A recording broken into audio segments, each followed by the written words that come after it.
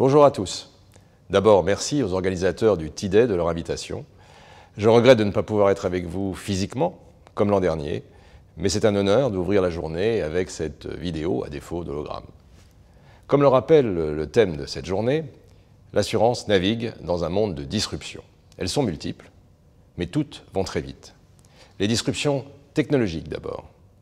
L'impact des innovations de rupture est considérable.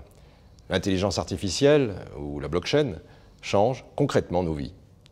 En quelques années, les ordinateurs se sont ainsi mis à apprendre tout seuls, ce qui modifie la nature de nos emplois. Nos vieilles enceintes, celles qui ne servaient qu'à écouter de la musique, se sont mises à nous comprendre et à devenir des assistants personnels, ce qui révolutionne le commerce en ligne. Les disruptions économiques ensuite. Nous sommes en train de réinventer beaucoup de business models. Les économies du partage ou de plateformes, par exemple, ont bouleversé beaucoup de structures. Prenez Uber et Airbnb, créés il y a moins de 10 ans. Uber est aujourd'hui la plus grande compagnie de taxi du monde, sans taxi. Et Airbnb, la plus grande chaîne d'hôtels du monde, sans hôtel. C'est du jamais vu. Les disruptions sociétales, enfin. Les consommateurs ont changé. Pas seulement les millennials, mais aussi leurs parents, voire même leurs grands-parents. Tous adoptent les innovations très vite. Prenons le cas du smartphone. Il est apparu en 2007 avec le premier iPhone, et aujourd'hui, il compte déjà plus de 2,5 milliards d'utilisateurs. Les attentes et les usages sont aussi très différents. Tout le monde s'attend à pouvoir tout commander d'un clic, que ce soit des nouvelles chaussures, un taxi, un repas quand on n'a plus rien dans le frigo, ou même un billet pour aller à la prochaine conférence T-Day. C'est devenu un réflexe. Alors dans cette période de mutation, quelle conviction avoir, puisque c'est la question que vous posez? Alors si la conviction doit être comprise dans le sens de certitude, alors il faut en avoir aucune, parce que le monde nous surprend et continuera de le faire. Il rend modeste. Qui pensait que la valorisation de Tesla dépasserait celle de Ford en moins de 10 ans? Et qui peut être sûr que cela restera le cas? L'histoire montre que rien ne se passe jamais comme prévu. C'est vrai en matière économique, c'est flagrant en matière politique. Si les prédictions avaient eu raison, Hillary Clinton serait présidente des États-Unis, le Brexit n'aurait pas eu lieu et Emmanuel Macron ne serait pas président. Oui, la prévision est un art difficile, surtout quand elle concerne l'avenir. C'est Pierre Dac, un humoriste de l'Ancien Monde, qui le disait, et cela reste vrai. Si la conviction doit être comprise dans un autre sens, celui de la croyance ou même de la foi, alors mieux vaut s'en méfier aussi. Beaucoup croyaient ainsi que les mécanismes économiques traditionnels resteraient inertes, inchangés. Ils ont été déçus. Les fidèles de Keynes ou de Kondratiev sont perplexes aujourd'hui, parce que des années de taux bas n'ont pas suscité d'investissements aussi massifs que la théorie le préconisait, et la création monétaire n'a pas non plus provoqué la forte inflation que la théorie attendait. Alors si on considère en revanche que nos convictions sont des fondamentaux, des lignes directrices, alors oui, nous en avons. Et c'est elles qui doivent nous guider dans ces transformations. J'en citerai 5. La première, la conviction d'abord que l'assurance est forte. Ce n'est pas la première fois que nos entreprises subissent des chocs. À chaque fois, elles ont rebondi grâce à leur vision de long terme et leur tradition d'innovation. Elles le feront encore. Deuxième conviction, l'assurance est un point d'ancrage.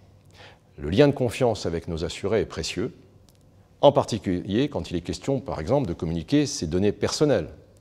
Le contact humain de nos agents reste aussi un atout, tout comme notre présence sur tous les territoires. L'assureur est et restera un partenaire du quotidien de l'assuré. Troisième conviction, notre plus grande richesse, c'est celle de nos collaborateurs. Les assureurs, il faut le savoir, forment davantage leurs salariés que dans les autres branches, ce qui leur permet de les accompagner vers des responsabilités, voire des métiers nouveaux. Le certificat digital mis en place pour les 147 000 salariés de la branche a ainsi servi de modèle dans le reste de l'économie. Quatrième conviction, seule que la collaboration restera un élément clé, entre assureurs bien sûr. Il nous faut adopter des standards communs pour fluidifier nos échanges. Nous envisageons pour cela, par exemple, la création d'une blockchain de place que nous avons déjà testée.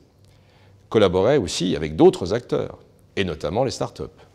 C'est l'objet du hub que nous avons créé à la FFA, qui accueillera de jeunes entrepreneurs d'ici quelques semaines. Plus globalement, et c'est la cinquième conviction, l'assurance est le secteur de l'économie qui apportera le plus de réponses aux défis de demain.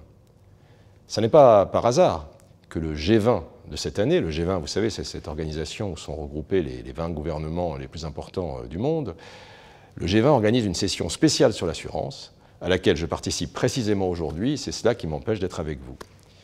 Alors, l'assurance apporte des réponses face aux défis démographiques, elle protège les citoyens tout au long de leur vie, une vie de plus en plus longue, avec l'augmentation de l'espérance de vie, et donc à travers des produits de retraite, de dépendance et de santé. Réponse de l'assurance aux défis sociaux, parce qu'elle protège face aux fragilités nouvelles. Je parlais de l'auto-entrepreneur ou du chauffeur Uber. De plus en plus de travailleurs sortent du cadre du salariat. Ils ont besoin de protection nouvelle. Face aux défis environnementaux, le secteur accompagne la transition écologique, il prévient les risques, répare les dommages et finance l'économie verte et durable. Réponse aussi face aux défis financiers. L'assurance est un facteur de stabilité face à l'instabilité des marchés. Elle protège l'épargne des citoyens en dépit des crises grâce à son modèle de long terme. Et puis, réponse aux défis économiques, l'assurance prépare l'avenir, d'abord en favorisant les usages grâce aux garanties qu'elle procure. Par exemple, peu de gens loueraient leur appartement sur Airbnb à des inconnus s'il n'y avait pas d'assurance. Elle prépare aussi l'avenir en finançant massivement les innovations et les infrastructures de demain. J'arrête là les exemples pour ne pas prendre trop de votre temps.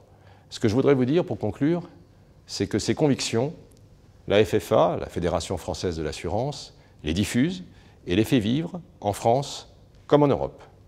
La France va devenir le premier marché de l'Union européenne après le Brexit. C'est un honneur, c'est aussi une chance, une formidable opportunité pour l'assurance française d'être leader dans un monde disruptif. Bonne journée à tous.